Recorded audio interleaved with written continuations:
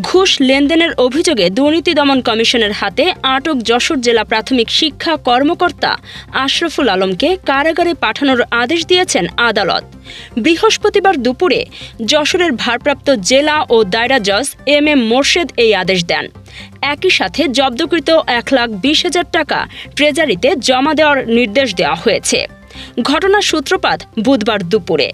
দীর্ঘদিনের অভিযোগের ভিত্তিতে যশোর দুদকের উপপরিচালক সালাউদ্দিন ও সহকারী পরিচালক আল আমিনের নেতৃত্বে শিক্ষা কর্মকর্তার কার্যালয়ে ফাঁদ পাতে দুদক। 1,20,000 টাকা ঘুষ নেওয়ার সময় হাতে নাতে আটক করা হয় আশরাফুল আলমকে। দুদক জানায়, বসুন্দিয়া খানপাড়া সরকারি প্রাথমিক বিদ্যালয়ের সহকারী শিক্ষক মোহাম্মদ নুরুন্নবীর প্রয়াত স্ত্রীর পেনশনের ফাইল ছাড় করানোর জন্য 2 লাখ টাকা ঘুষ দাবি করেন আশরাফুল আলম। এর আগে তিনি 80,000 টাকা নিলেও বাকি টাকা নেওয়ার সময় ধরা পড়েন দুদকের জালে।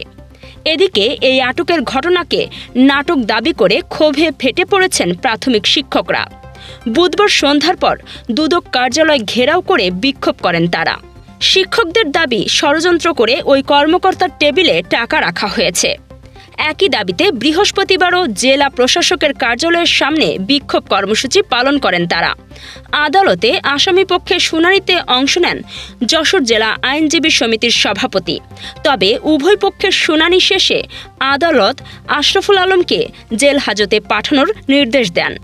বিষয়টি নিশ্চিত করেছেন দুদকের পিপি সিরাজুল ইসলাম।